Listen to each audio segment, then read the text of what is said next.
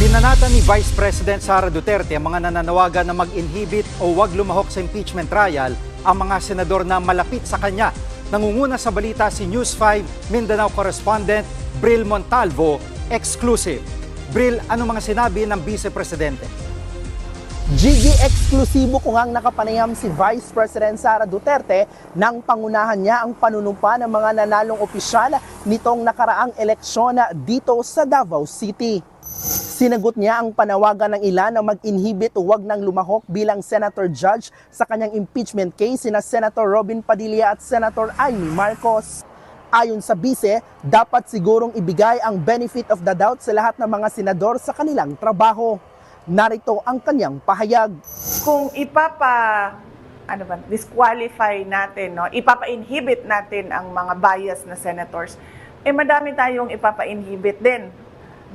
Tulad ni Senator Risa Ontiveros na sa isang public speech niya ay sinabi, kailangan sirain ang mga Duterte. Si Senator Chis Escudero, si Senator Pimentel na nagsabi, ano ba sinabi sa akin? Unhinged. Parang yun ba ang term na ginamit sa akin? Basta ang sinabi ay lukaret.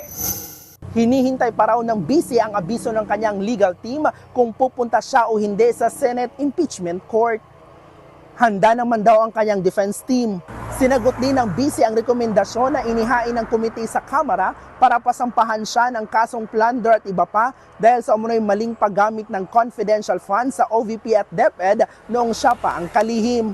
Sabi niya kung sa kanya lang daw, okay lang dahil siya ay politiko at gusto niya rin daw sumagot sa loob ng korte. Pero naaawa raw siya sa ilang empleyado niya na nadadamay, binabantaan at nahaharas. Pinatutsadahan naman ng bise si Palace Press Officer Undersecretary Claire Castro kasunod ng pahayag nito tungkol sa taong manggagamit at willing magpagamit. Narito ang kanyang sinabi. Si Claire Castro, pinsan ni Franz Castro, at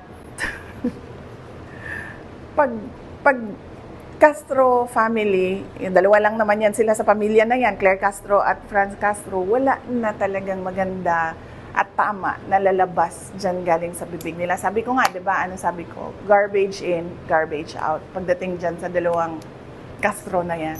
Tungkol naman kay dating Pangulong Rodrigo Duterte na nakakulong pa rin sa ICC sa The Hague, hindi pa raw alam ni VP Sara kung saang bansa posibleng ilipat ng kanyang ama sakaling payagan ng ICC ang hiling nitong pansamantalang kalayaan. Umaasa raw ang bise na pakikinggan ito ng ICC at magiging patas sila sa pagdidesisyon. Gigi. Yan ang ulat ni Bril Montalvo mula sa Davao City.